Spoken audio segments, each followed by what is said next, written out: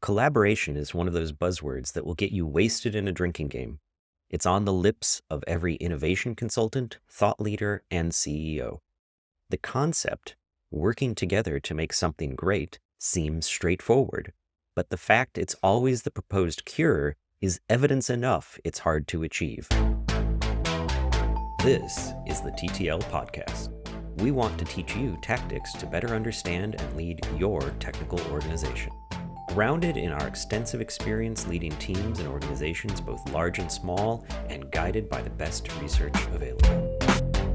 Welcome to another episode of the TTL Podcast. On this episode, Monchao and I actually have a request from a listener. It's a new experience for us, and we're going to give it our best shot.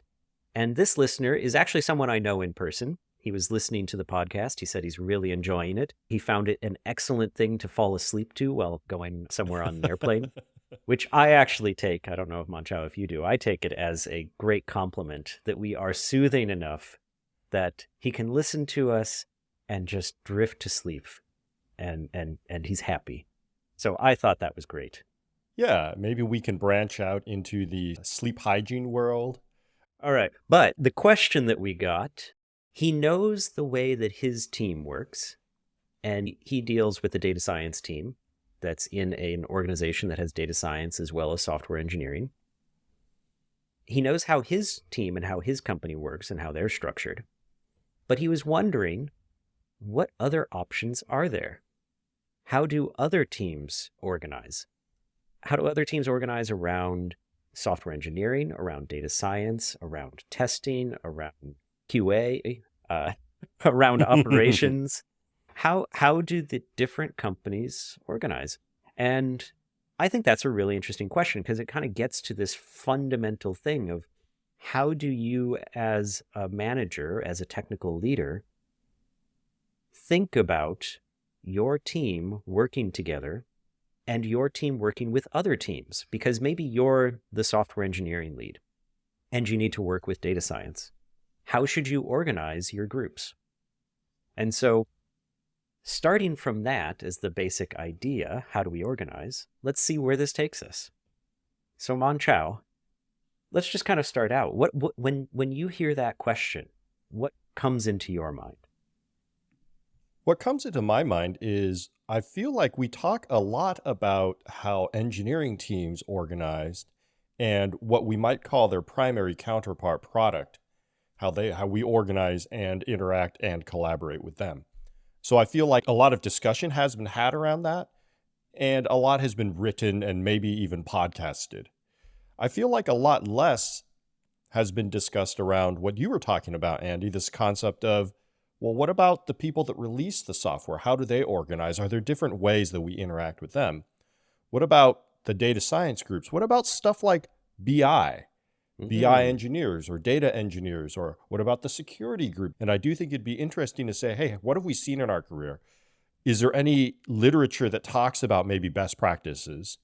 And perhaps what can we advise for our listeners about how they should think about interacting with these groups, given the context that they themselves are working in?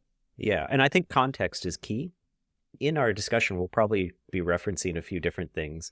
Most of these end up being about like how dev interacts with ops, because DevOps was a really big thing, and so that got a lot of research. There's some about how like dev works with data science, or just how data science operates. But do you think, Monchao, that the lessons from one of these disciplines, like how those groups interact with other groups, apply to other disciplines? Or do we need to take each one separately? I certainly think there's some frameworks that we can use to think about just general collaboration, which would cross disciplines. One, for example, might be handoffs. When should you think about handing stuff off versus when should you think about working more collaboratively? What are the pros and cons and trade-offs to doing handoffs? I think that's one thing. Another thing could be something around business value. How valuable is that particular discipline to your business in the particular context? You know, if you're, say, Uber, perhaps security engineering is very, very important to you, given the regulatory environment that you operate in. or if you're a bank or something. But perhaps if you're rover.com or you're a dog walking service, something like that, maybe security doesn't play as big a role. And so your context is different, right? Yeah. But I do think that there are some central things like handoffs that possibly we could use to frame it across the disciplines instead of saying every discipline is unique.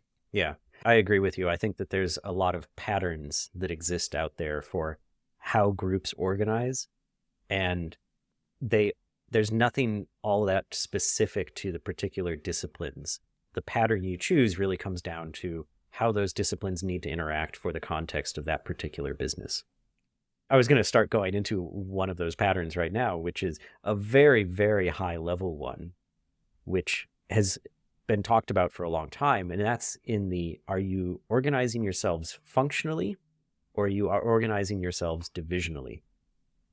The functional organization, which doesn't mean that the organization works. You don't have a functional organization versus a dysfunctional organization, although that is another axis.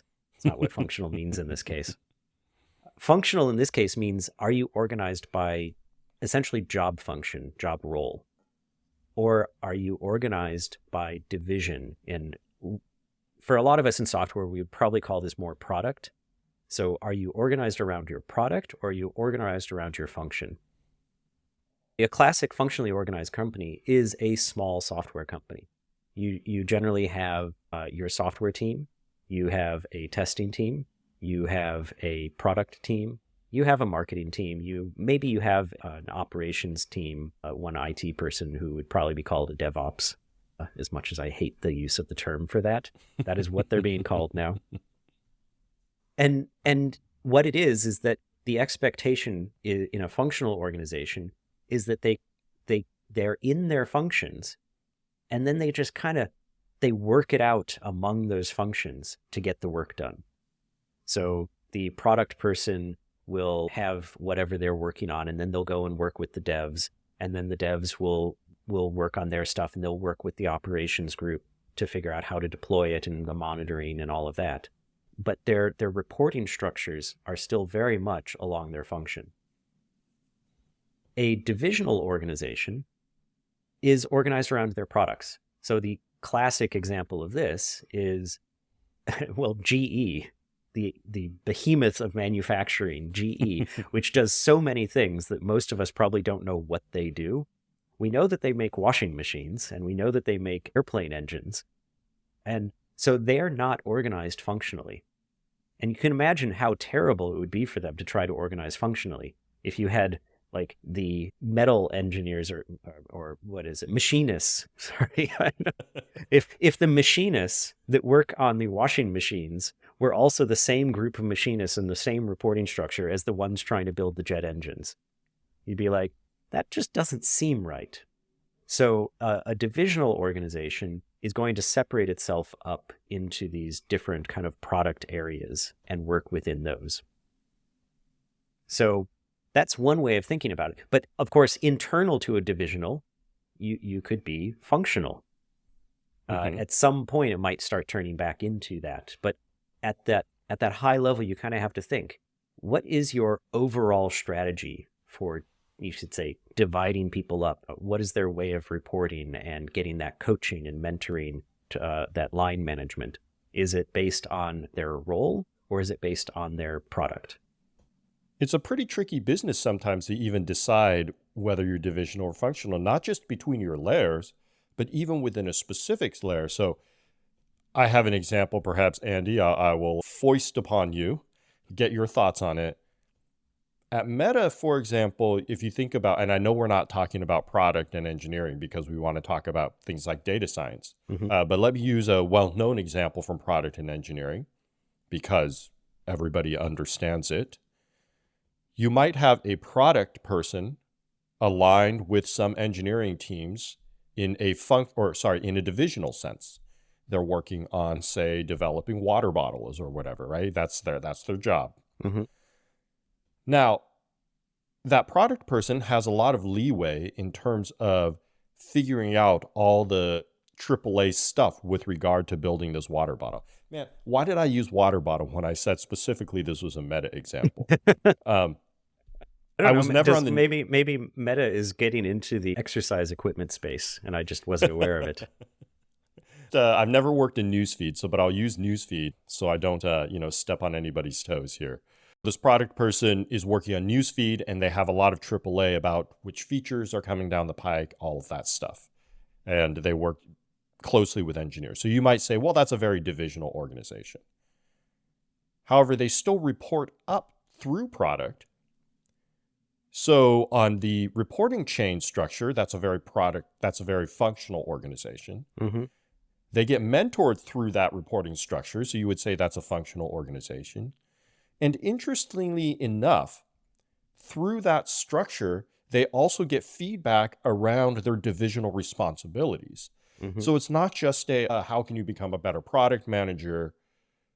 It's also, let's think about these types of features in your area and what we could do to massage it. And, can we put another product manager on it in order to surge from a different area? So is that divisional? Is that functional? Is that both? Is there a different name for it? What do we think about that? My way of thinking about it is that the test, now, of course, there's mixtures allowed here. You can do some sort of mixture, some sort of hybrid. But to me, the test for are you functional or are you divisional is if you're going to start a new product, what do you do? Unrelated to your other products. You have this idea, I want to start a new product. Is that a whole new group that needs to be created? Or is it just a kind of changing who's interacting with whom? If it's a whole new group needs to be created, you're very much a divisional organization. Now, you may pull those people from elsewhere, but you kind of have this idea, we have to create a new group. Mm-hmm. But if you say, actually, no, like we're going to just pull a few people from this team and get that product manager working with them part-time, and then they'll get some help on their previous assignment as well to kind of backfill for that. Like, yeah, we're going to get those people interacting. Then I would say you're functional. You're thinking about it from the standpoint of those different specialties and how to pull the resources together to do this new product, versus saying, actually, we need to create a whole new organization around this. Interesting. I was about to ask whether you think there's a difference between explore products, new explore products versus new extract products, to use our explore, expand, extract. But I don't think that's as interesting. I think there is a difference there. But I think the last thing that you mentioned there really resonates with me, which is, what is your default in your mind about resourcing something new? Yeah. So I've worked on groups where their default was, they said, if you want to try out a new product, the first thing you need to do is hire a product manager, hire 5 engineers and 1 tester. Very divisional, right? Very divisional thinking, a very right. divisional way of thinking about it. But that same organization shifted to saying, actually, if we want to try a new product, what we're saying is we want to put a little less effort into that product and a little more into this experiment. And so we're just going to move some people around. Interesting. A lot to think about there. I'm thinking about my experiences at Uber and Meta and other places, and and I see it both ways. I'm trying to figure out whether those companies would call themselves functional or divisional if they had to choose one. Obviously, there's always a mix. But maybe we could start to get into the meat of it. I do think divisional and functional is a great way and framework to start to think about these collaborative organizations. So which one do we think we want to start with? So we have engineering. Maybe we could start with how engineering interacts with ops, perhaps. Maybe that's a good place to start. I think that's a good place to start. The people that release our software. Yeah, it's a good place to start because there's a lot more written about it. But it's also a good place to start because, as you just said, the software has to be released somehow. And operations is generally the way you get it released. That said, when I worked at Puppet, we didn't really have ops, which was interesting, being a classic DevOps company, we didn't really Hmm. have operations. What we had instead was release management because we packaged up software and shipped it out. Hmm. But it was a very similar kind of idea, though, which is how do you interact with this other group that has a different specialty about how you get your software out into the world? Hmm. Okay, so I actually did some research for this show. We say that we're based in scientific research, and we try to make that true. We don't always have papers. This time I have papers, and this was a paper from a grounded theory research, which I could geek out right now and go into what grounded theory is, but I will stay away from it, other than to say it is a qualitative research method that tries to produce theories. It's not trying to test a theory, it's trying to produce a theory. They had interviews with various people, and from that, they tried to come up with kind of what are the structures that dev and ops interact. And I think we can use this as a way of thinking about, well, how can other teams interact as well? And they came up with 4 ways that dev and ops seems to be structured. The one that I think a lot of us think of the most is one of theirs, but actually it was the least common in their research. And that was that there's no visible ops team. Everyone just takes it on and it's you build it, you run it. There's no ops team. They just all are independent in running their stuff. They only found that in 17% of the groups that they talked to.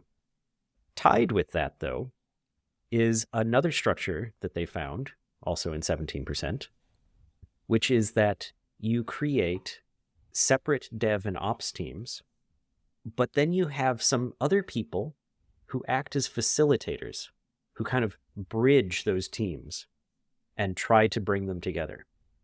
And you can think, well, why would you want to do that? Well, you might want to keep them separate if you are in, for instance, as Manchao noted before, Uber or a bank, a highly regulated environment where there's a lot of controls about who can have access to what. And so you might find yourself still needing to have a separate team in order to be able to show the proper control over the flow of information or access. Same kind of thing could happen with data science. If data science team has access to particular kinds of data that no one else should see, well, they might have to stay fairly separate from the rest of your group. So that's the second pattern that they found.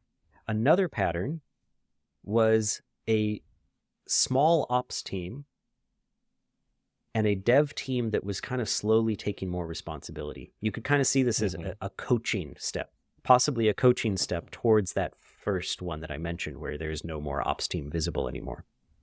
And in this case, that small ops team acts as coaches for the development teams as they learn how to do things.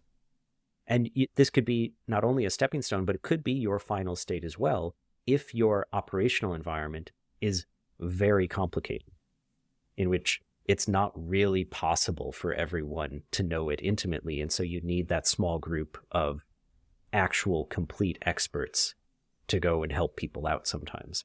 And so they can support a bunch of teams to do that. And then the last one, and this is the one that they found most often, in fact, 35% of their respondents had this as in some form in their description, which is separate teams, but just culturally, dynamically, they interacted a lot. They didn't need that facilitator. They could be very fluid amongst each other. They interacted a lot back and forth. And I would also say, Manchao, when we worked together, it was long before DevOps, but that's how we interacted with our operations team.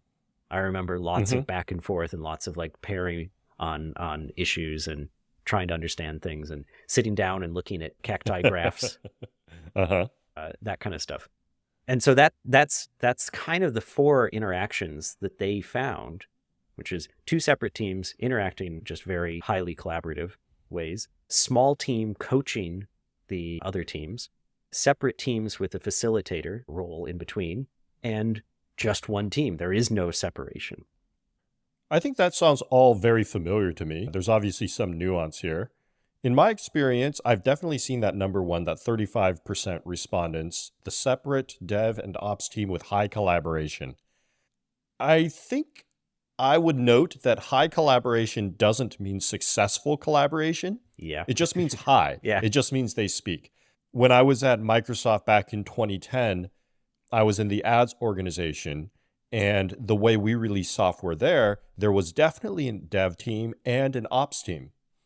And the ops team was responsible for releasing software. Again, a highly regulated environment, perhaps. Definitely subject to Sarbanes-Oxley, SOX compliance, which, small tangent here, go read SOX instead of just listening to the consultants, because what the consultants tell you you need to do is not what it says in the SOX documentation.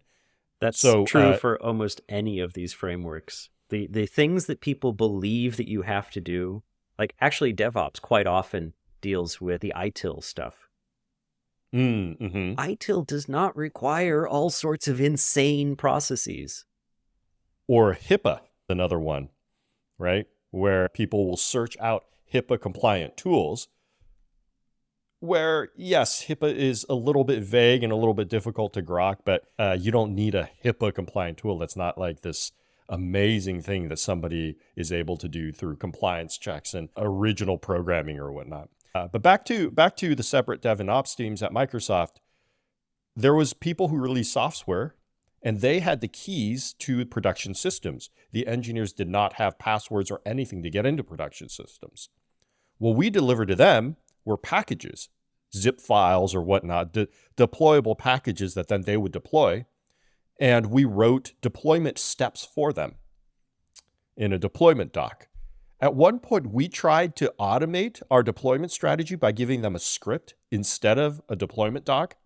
And they really did not like that because they were afraid of what the script might do. Whereas when they deployed, they would check 800 things between every step or whatnot in order to make sure things were going well. So there's an example of separate dev and ops teams with high collaboration. I wouldn't say successful collaboration. I would say that a way to make collaboration between those kinds of groups much more successful is to automate it. And this is why DevOps often seems to get confused with tooling, because automation of some of these processes is a way of easing those collaborations. So for instance, in a release, if you have standards about the release contract, what it means for a service to be running, what it means to shut it down, what a rollout looks like, then your deployment shouldn't be a big, complicated, special case affair where they're having to look at everything,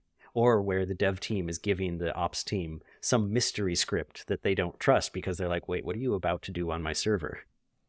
If instead they come up with, this is the contract, this is the way we do deployments, and if you need a new deployment mechanism because it's not working for you, let's talk about that.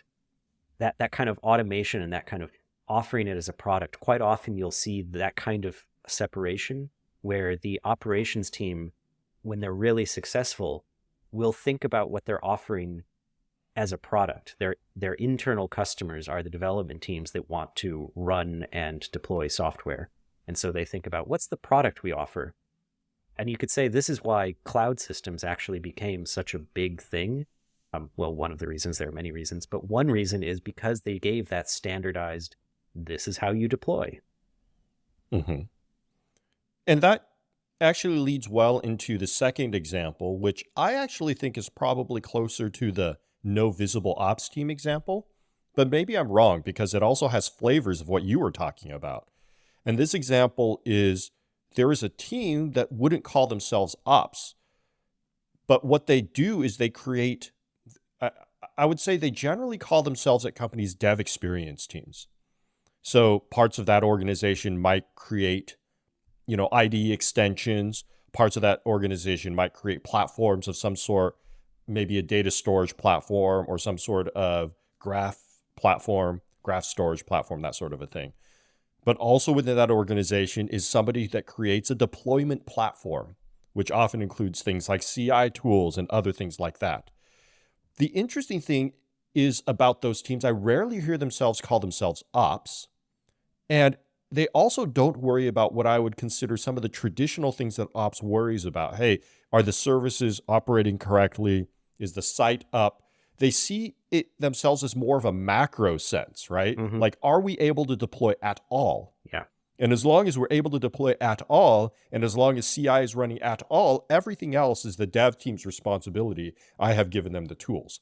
I'm not sure if that's closer to the separate dev and ops team model, or whether that's closer to the no visible ops team model, or is it something that's missing and different from what the survey found out? I think that one is closer to the small ops team with dev teams taking more responsibility.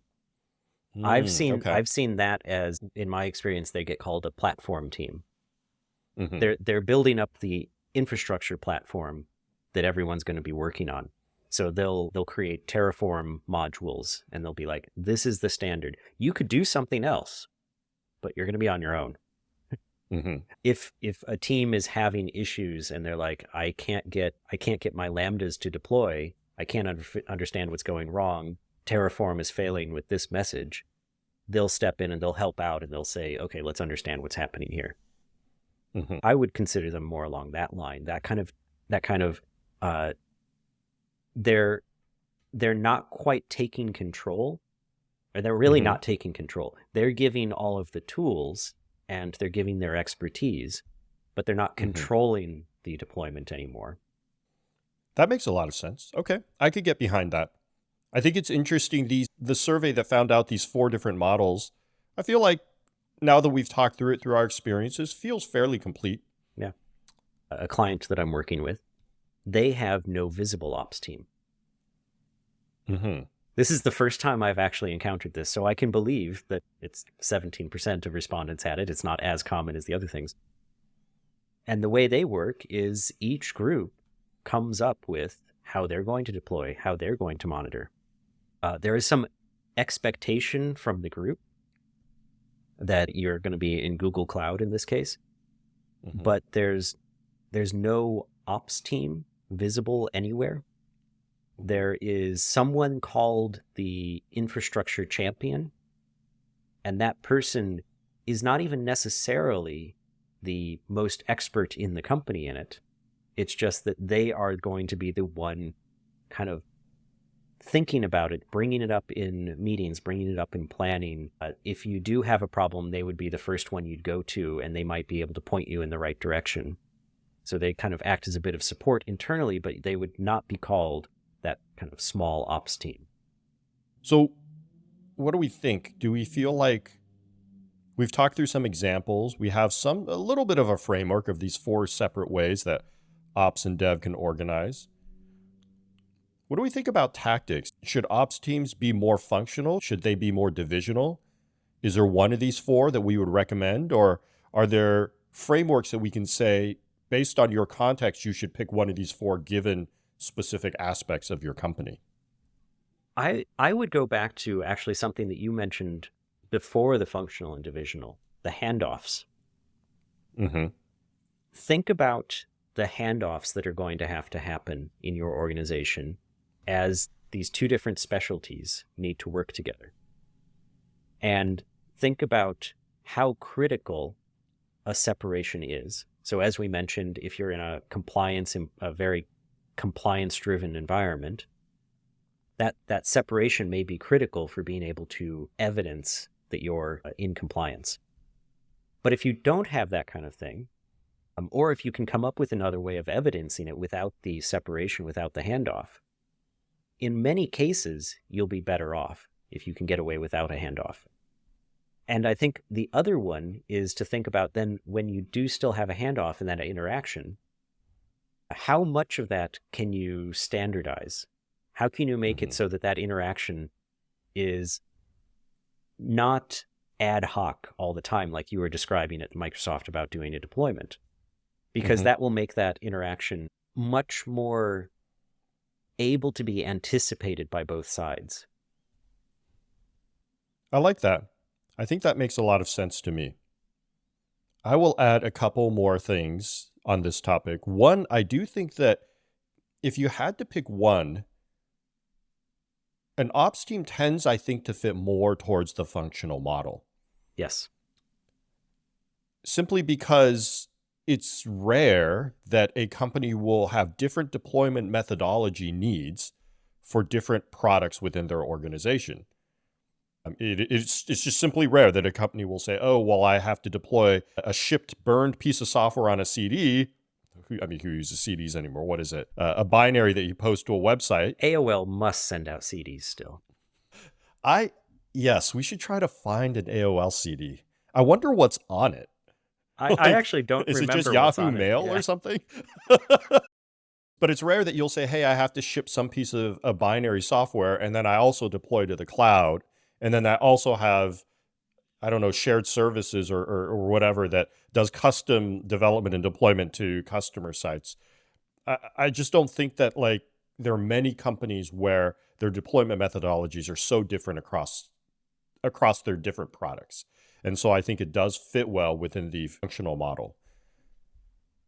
And I think that the expertise that lies with an ops person generally these days, I think probably should be closer to that of the platform engineers that we talked about.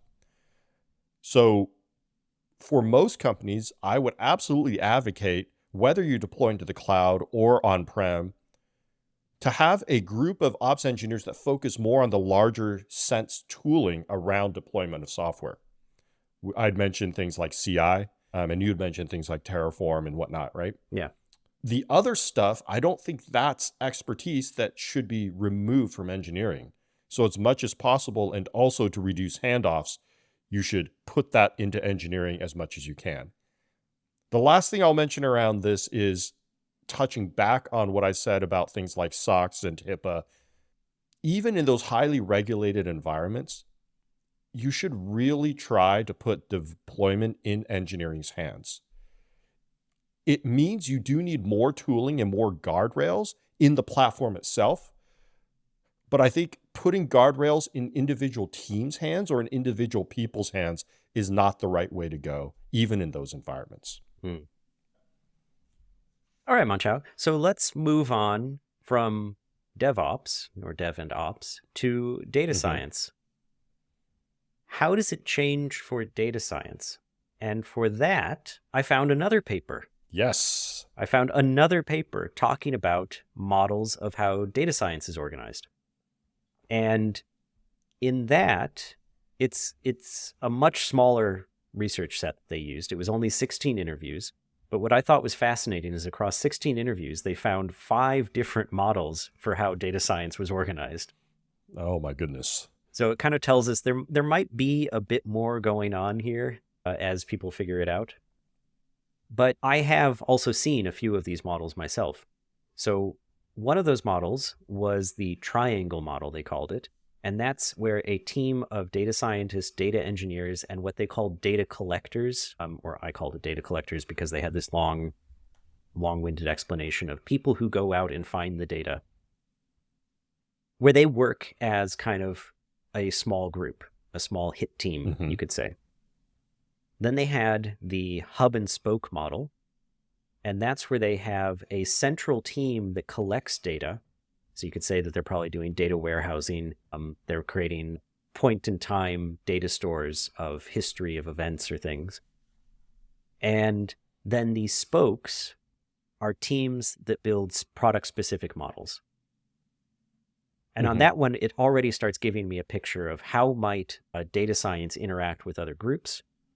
Well, one option is maybe you have this kind of like central data, and then the data science itself is done off in other product groups. And then they had what they called the consulting model. This one is starting to sound a little bit like the DevOps one, with the small ops team that consults to the dev teams. And in this one, they had a team of data scientists consults with internal and external teams to produce custom models and solve data problems. So they have some amount of expertise, and they will go to where the problem lies. And then they had the individual contributor. So there is some larger team. Depending on the company, it could be a software team, it could be a marketing team, it could be something else. But the data scientist is an individual contributor just embedded in that team.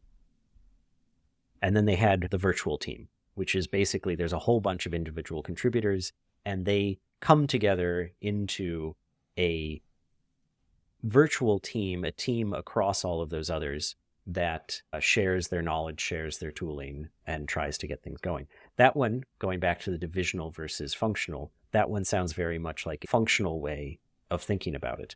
Whereas, for instance, the hub and spoke is very much a divisional way of thinking about it. And in the individual contributor one, I don't think they're saying it's a single engineer embedded with a dev team, right? It might be many data scientists. Sorry, it's not a single data scientist embedded in an engineering team. It might be many data scientists forming a small team, but that small team is embedded within the engineering organization or the development organization. Would you read that the same way, or would you say that that's different? I I think that it's actually the people are embedded on the other team. So Mm-hmm. there is no, you would say, there's no data science team. There are simply I data see. scientists. Mm-hmm. But you do bring another one, which would be you simply have a data science team. I think that would fit the triangle team, because generally when I've worked with a data science team, it really looked like what they described as the data is the triangle team. I was the lead on a team of data scientists, data engineers, and then various other people to support it for quality and data correction and that kind of thing. Mm-hmm. In the triangle would be a divisional model where every product would have its own triangle team.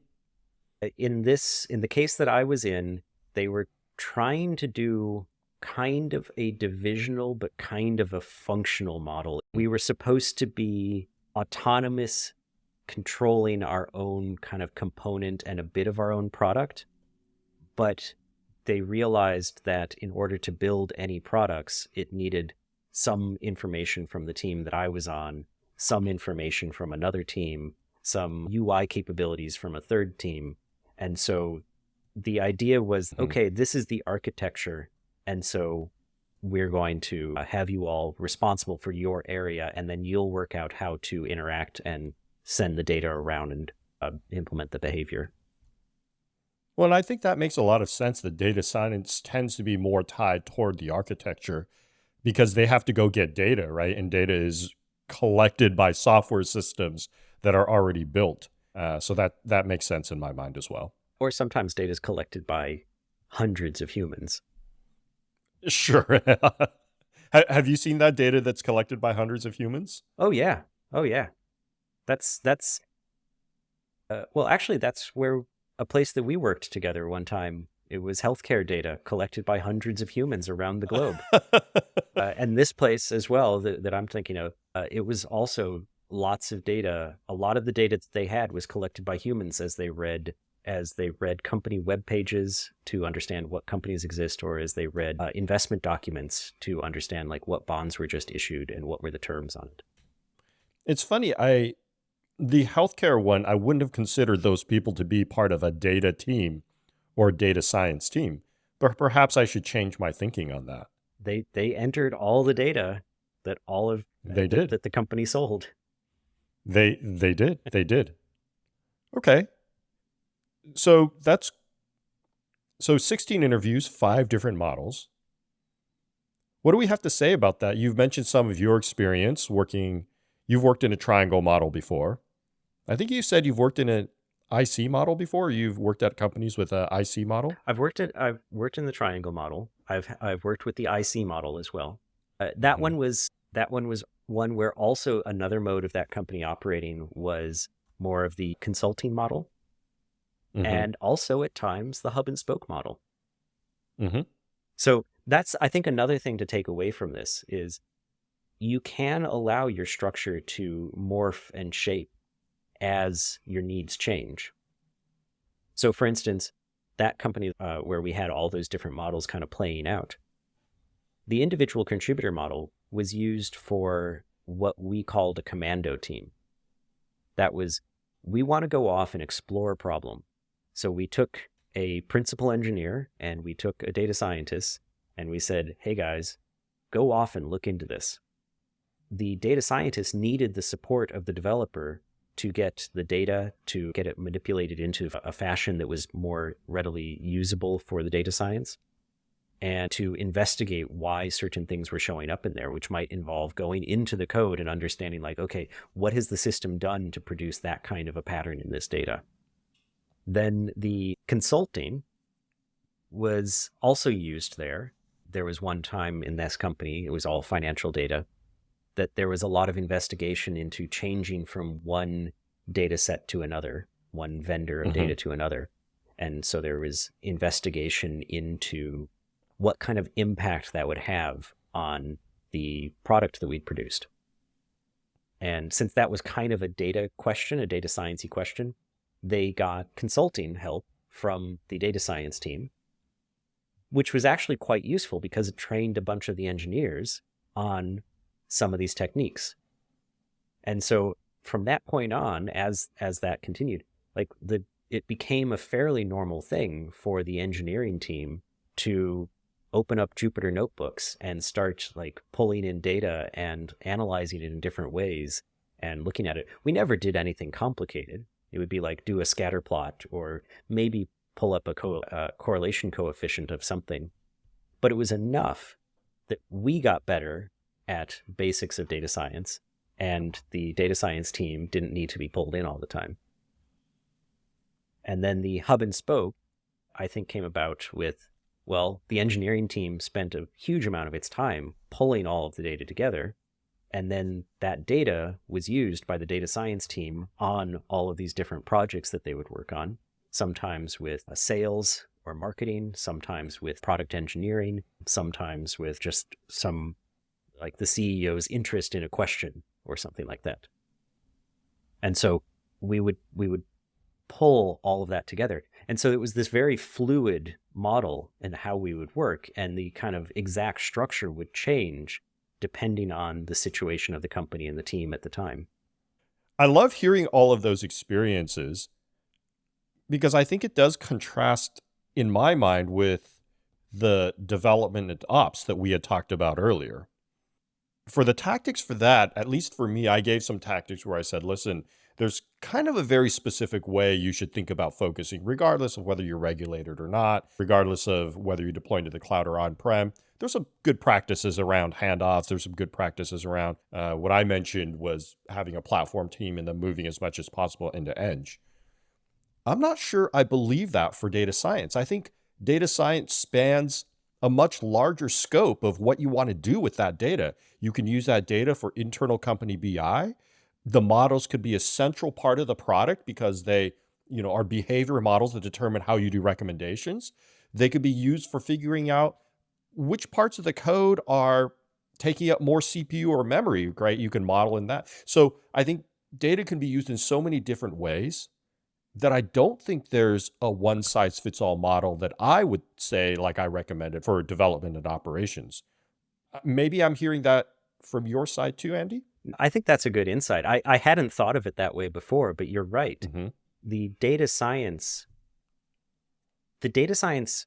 role, you can say, is to be inquisitive, to take interesting questions, and to find ways of answering those questions. Which means if you kind of think of it that way, it makes sense that it'll be very dynamic and there will be different ways that you'll need to do it at different times because, well, the questions can pop up anywhere and kind of need support from all sorts of different data. So you're going to find yourself having to kind of move around a lot. We've been talking very much with an engineering-centric view.